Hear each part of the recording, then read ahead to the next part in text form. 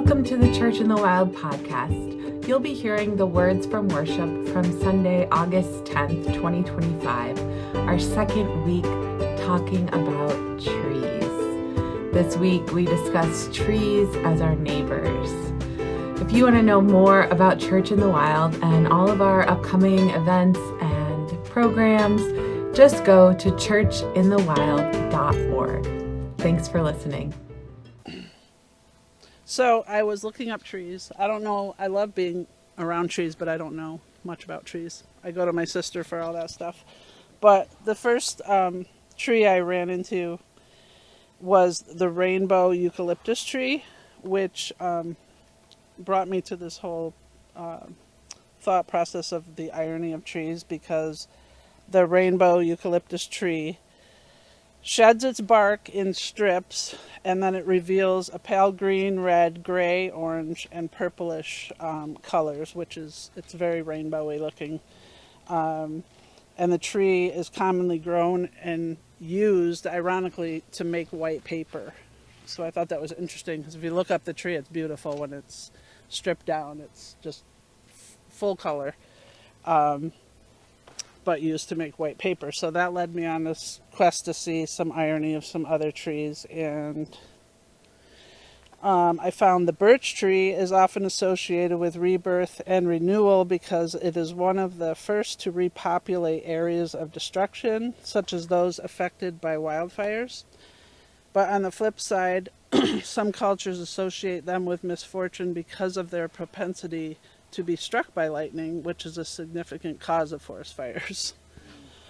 The tree of heaven, the irony of this tree is in the name. It's native to China, but it was introduced in the U.S. in the 1700s for ease of growth and shade in urban landscaping. It is now aggressively invasive in the U.S. and releases toxic chemicals into the soil, which kills surrounding plants. So we're trying desperately to get rid of that. The redwood tree. This tree is immense and can live for thousands of years. However, despite the literal ancient roots of a redwood tree, it is still no match for mankind's callous disregard.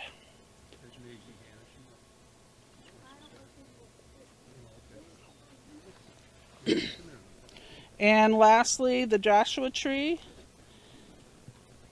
Early European settlers sought to eradicate this tree because they found it grotesque in appearance. It is now a symbol of the American West and is heavily used in art, pop culture, and photography. So that's the irony in my 5 trees.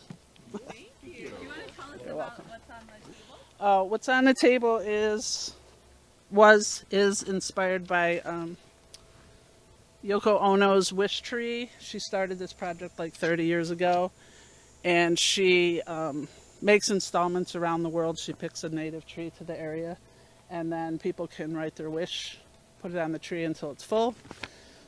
So we have some biodegradable wish tags there to do the same, if you choose, that I made, because I've been liking to make paper. They're up there, and they'll be there if you want to do it. Thank you. You're welcome. Hello, I am Sue, and I am reading our poem today, When I Am Among the Trees, by Mary Oliver, who we dearly love. When I am among the trees, especially the willows and the honey locust, equally the beech, the oaks, and the pines, they give off such hints of gladness. I would almost say that they save me, and daily. I am so distant from the hope of myself, in which I have goodness and discernment, and never hurry through the world, but walk slowly and bow often. Around me the trees stir in their leaves and call out, "Stay a while." The light flows from their branches, and they call again. "It's simple," they say, "and you too have come into the world to do this, to go easy, to be filled with light, and to shine." I thought I would not subject this very long reading on anyone today, but this is our wisdom from one of our wild saints, Dr. Robin Wall Kimmerer, in her book, Braiding Sweetgrass. Chapter 16 is called Maple Nation, a Citizenship Guide. And so this is a little bit of that chapter, and goodness, she has such great wisdom for us. So hear these words. And it should be known that Robin lives not far from here. She adjuncts, I think, at Cornell. Oh, Syracuse. Bless you. Right. So she's up north of Syracuse a bit.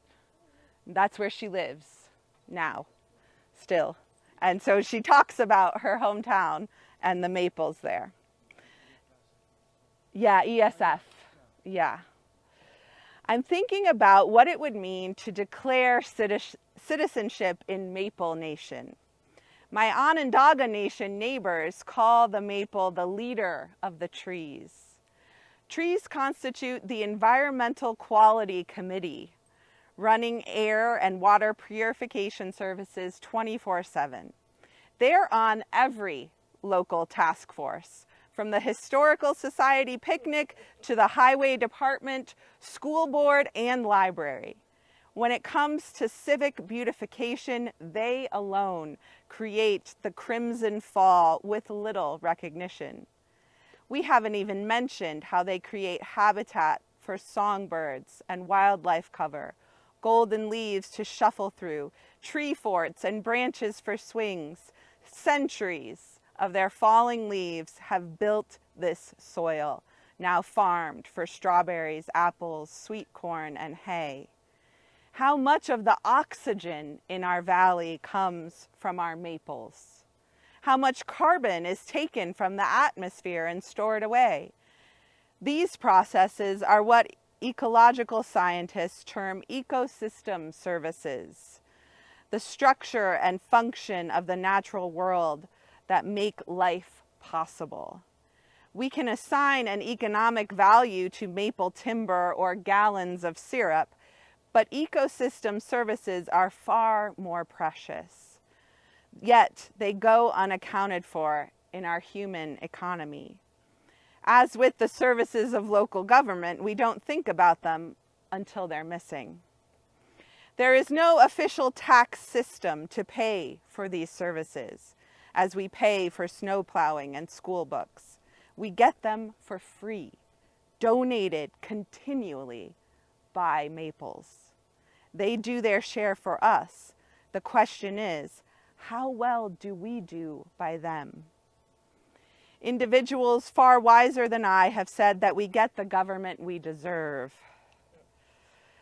That may be true, but the maples are most generous of benefactors and most responsible of citizens do not deserve our government. They deserve you and me speaking up on their behalf. To quote our town councilwoman, show up to the damn meeting.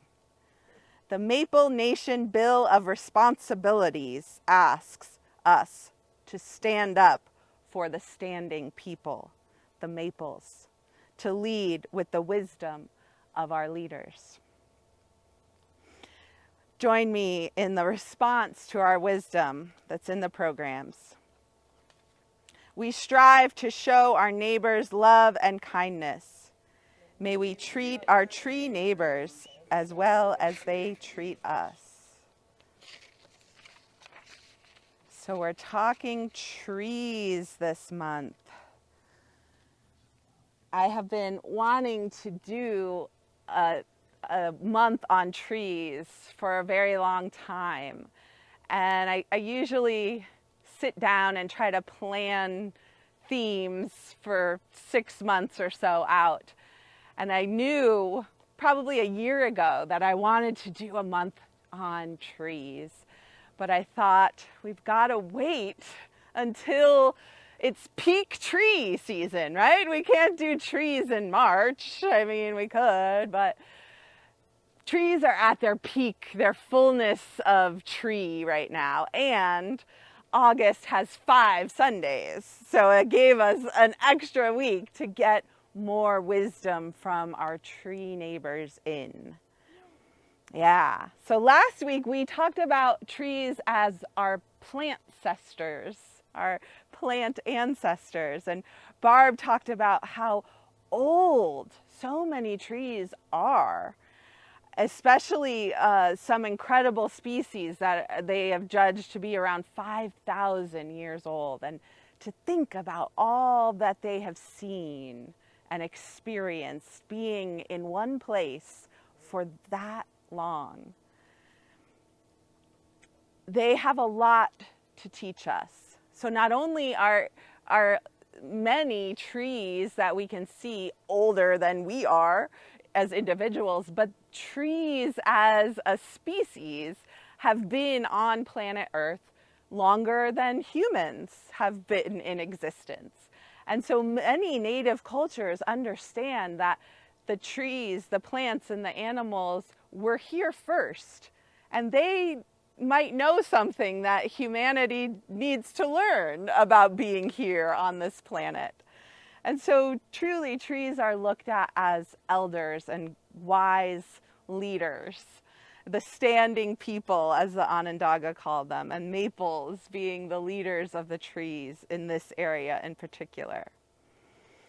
So not only, as we heard last week, are trees older and wiser than we are, but as we just heard from Dr. Kimmerer's words, in this area anyway, trees outnumber humans. And so we have an abundance of trees to guide us. And I just think about, wow, would we be in trouble if the trees treated us as we treat them, right?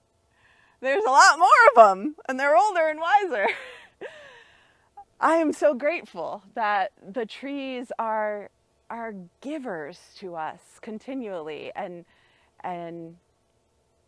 don't try, at least it seems, to cause us much harm. So this week, I wanted us to think about our trees as our neighbors. We talk a lot about our wild neighbors and our four-legged neighbors and more than human neighbors, all the other fellow earthlings that we share this planet with, and how we might treat them as neighbors. Now, we just did a month on neighboring. It was only back in May. I was surprised. I thought, oh, it must have been March or something. No, it was just in May. Does anyone remember the 3 ingredients we talked about of neighboring? Well, one was to get to know your neighbor. Yeah, relationship. Very good. I had to look them up, guys. So this is like asking a question that I couldn't even answer. Something about hanging out together. Yeah, relationship. So the series on neighboring came from the Neighboring Movement, which is a nonprofit in the Midwest, and their whole goal of the reason they exist is they think the world would be a better place if we knew the 6 closest people who lived nearest us and had some kind of connection with them, like had their phone number and knew something about them, had the bare minimum of a neighborly relationship. That is their goal, is to get people to know their neighbors. And so they talk about the 3 ingredients of neighboring are joy, relationship, and abundance. So I thought we would look at these same topics that we just talked about in May, but focus it on trees. How do we neighbor our trees? So the first one, the first suggestion, right, is to have a connection with the 6 people who live closest to you. What about the 6 closest trees to you? Can you envision them at your home? What trees are right there? There's a lot really close to us. Thankfully, that's one reason we picked our home, is because there were trees. It was shady. So we all have some trees near our home. Yeah? Even down in the city, you got a tree you can imagine as your neighbor. So that's the first step, is to just, hey, be aware of the trees that are in your neighborhood. And so it starts with joy, right? Joy, they say, is the process of discovering authenticity and seeking to live aligned to the values and principles we hold close. So they really talk about neighboring starts with yourself. It starts within. Find your joy. Be able to figure out ways of expressing your essence and your values, and that will make space for other people to do that too. It'll open up some possibilities of connection. And I gotta tell you, trees help me find my joy better than many other things in this world. When I am among the trees, as Mary Oliver noticed, they bring out the best in us, right? There is this presence that we feel when we are with a tree. They help us, as she said, like them to shine, to let the light shine through us. That force of life and love that created everything on this planet can shine through us when we look to the trees for how to do that. I remember our friend Cheryl, who lives in Oxford, so she doesn't get here every week, but she talked about standing among the hemlocks just over there, and how that is her favorite place to go here at Sky Lake, because she says there is a whisper. There is a presence among those hemlocks for her. And so I wondered if anyone else might have words of describing what you feel when you are among the trees.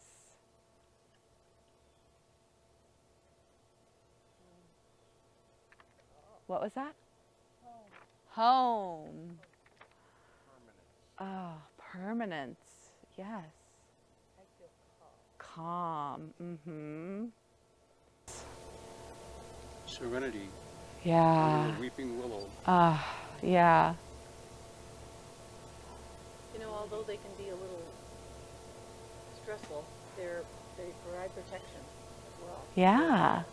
Yeah, you feel sort of, yeah, don't you feel that right here? Just like surrounded, covered a little bit. Grounded, yeah. Yeah. Ooh, stability.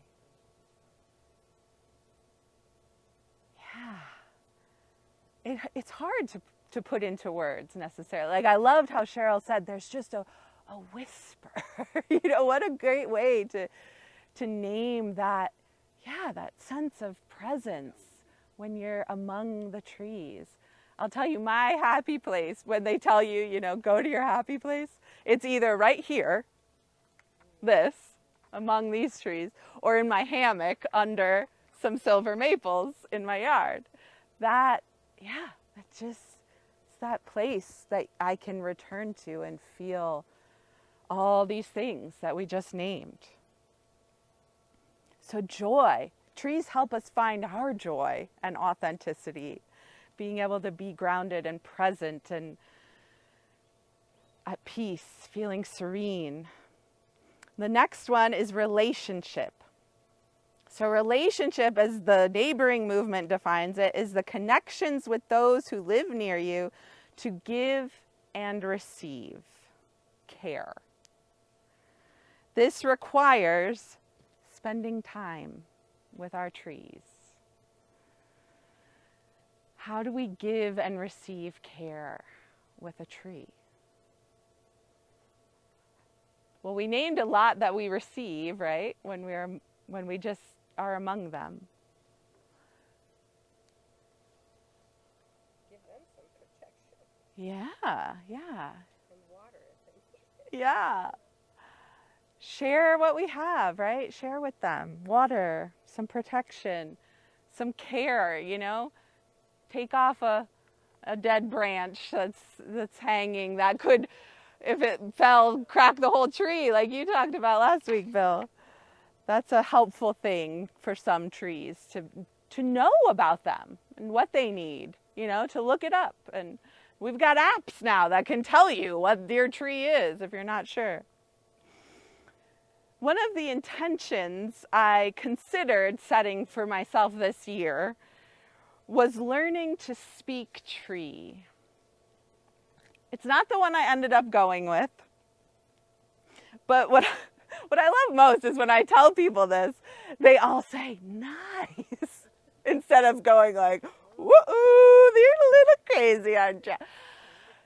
So thank you for not doing that if that's what you were thinking. That's okay, I get it. Learning to speak tree sounds a little kooky, but so am I. Right, which tree? Well, my trees at home. So it wasn't the one I committed to as an intention for this year, but I've been dabbling. And I think really I was inspired by this from the book Church of the Wild talks about another author who wrote about how he learned to speak tree, and he simply just went and sat with the same tree like almost every day for years. And he felt like he understood something. There was like an unspoken language that they could share after much time. So I've been trying to just sit and listen to the trees when I can. It just really requires that quieting of your mind, right? It is like a form of meditation. To feel that specific tree, whichever tree you're with, to feel its energy, to feel its presence, to just observe it, take it all in different ways and listen. We know science has told us what ancient wisdom has been saying for a long time, that trees have awareness. Plants have awareness. Trees know when we are near them, right? They can feel everything. They've got roots all over the whole place, and all roots everywhere connect with the mycelial network, right? So there's this great web of aliveness in the soil that is aware of our presence. They can feel a touch. They receive our carbon dioxide, right? They know that we are here. We might not be able to conceptualize how a tree knows anything because we are quite different beings, but we know that a tree knows when we are present. And just having an awareness that my tree knows I'm present, I know it knows, brings a different feeling of being with the tree. So I'd encourage you to get a little kooky with me and try it out sometime. And then the third ingredient of neighboring our trees is abundance. And the neighboring movement says abundance is discovering gifts in everyone and sharing them with the community. Then their founding belief is, at the neighboring movement, is that everyone has gifts. And as we share our gifts, we experience wholeness and the community becomes stronger. Last week, we started sharing some lessons we've learned from trees to be flexible and we'll be less likely to break, to be grounded, to put your resources into the top branches that feed you and let go of those things that no longer are feeding or serving you. Lots of lessons we can get just from spending time with trees. And there are more lessons and abundance that they give us. Even just the the practical, biological, freshly made oxygen is such an abundant gift that they give us. So we can spend more time with them and find ways of giving and receiving those lessons, that abundance that they have for us. And to notice it, as we think about the wisdom from Robin Wall Kimmerer and how much trees provide for us. Their leaves created this soil. Their roots hold it in place so it doesn't all wash away. They produce our oxygen. They produce food for us, delicious treats. If they were counted as citizens in our communities, their taxes would be almost 90%, right? They're giving everything they've got to us all the time. And hearing her words again really had me thinking how our world could be so different if we did count trees as citizens and took into account their needs and treated them as well as they treat us, giving to us so freely. The majority of the trees are in the Northeast, so we wouldn't have to worry about gerrymandering. We get them all. Yeah. So as we think about our trees as neighbors, right? We have from the Christian tradition the instructions to love our neighbor as ourselves. But this is the golden rule, right? Every religion teaches to treat others as you want to be treated. Yet, for centuries, in our hubris as humans, we have thought this only applies to humanity. But we share our planet home with millions of other species that all deserve the same respect and care as our fellow humans. Loving our neighbors as ourselves cannot be limited to just the human neighbors. And the beautiful thing about opening up those instructions is that all of a sudden we see incredible examples of how to be good neighbors from our trees. They are authentic and connected, and they give freely and abundantly to all those around them. Just by being a tree, they honor God, right? What is that quote? Somebody must know it. Oh, someone else wiser than me said, a tree honors God simply by being a tree. But it doesn't just honor God, right? It serves the whole community of life around it. And that, in doing so, that is what honors God, honors our Maker. So we have this great example of how to be good neighbors from our trees, to be authentic and connected and abundantly generous, just with our selfness. And in doing that, being truly ourselves, giving all that we have and think and create to the world, we make the whole community of life better. So I hope we can continue to connect with our tree neighbors and treat them as well as they treat us. Amen.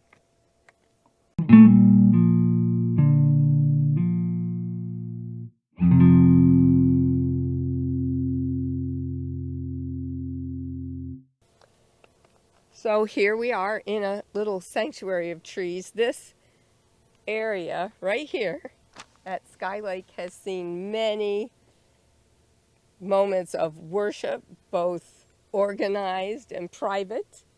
It's seen lots of sanctified moments, baptisms, weddings, and conversions, probably. None that I know of personally, but I would not be surprised, because it really is a holy place. So I invite you, under this sanctuary and shelter of trees, to try connecting our spirits with the spirits of the trees. We realize that trees inhabit two worlds in a way. They have their underground, in the dark, in the dirt part. That's about 30% of the tree. And then they also stretch up into the other world of sunlight and air. And we also, it has been said, inhabit two worlds. This bodily world, the concrete, real world, and a realm of the spirit, a realm for our souls. Or perhaps you could say our dark inner world of our souls and the bright outer selves that we show to other people. That's also another way of saying we inhabit two worlds. So we do have lots in common with trees and a dependency on them. So let's try sharing this space and our spirits with the trees. So I invite you to get comfortable where you're sitting or lie down, but I also especially invite you to have your feet on the ground. And you can take your shoes off or not, but have your feet on the ground, because we're really going to get grounded. Take a few deep breaths with me, drawing in the oxygen that trees have made for us, and we give back the carbon dioxide that they need to create all that is tree, trunk, and leaf.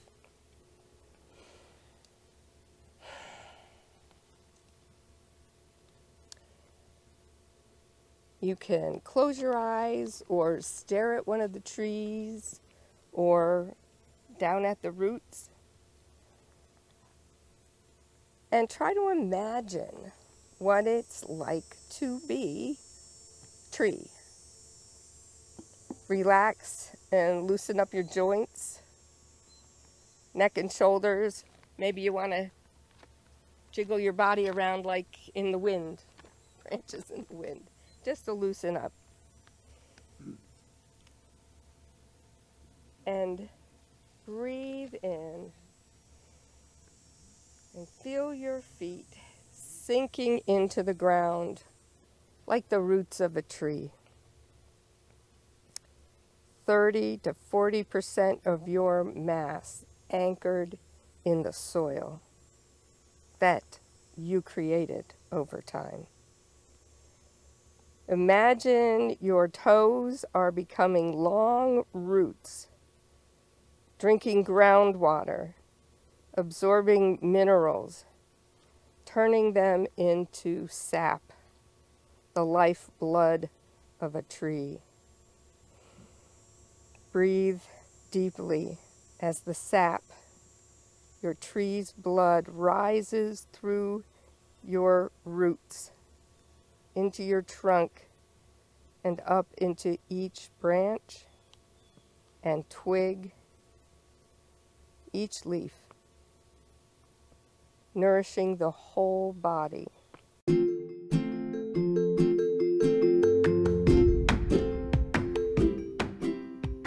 Thanks for listening. If you want to support Church in the Wild and the work we do striving for environmental and social justice, you can head on over to our website, churchinthewild.org/support, or you can click on the donation page link. There you can make a donation, set yourself up to be a recurring supporter, or you can buy something from our Redbubble shop. We're so glad you're with us on this journey, following the Spirit through creation, adventure, and restoration. Until next time.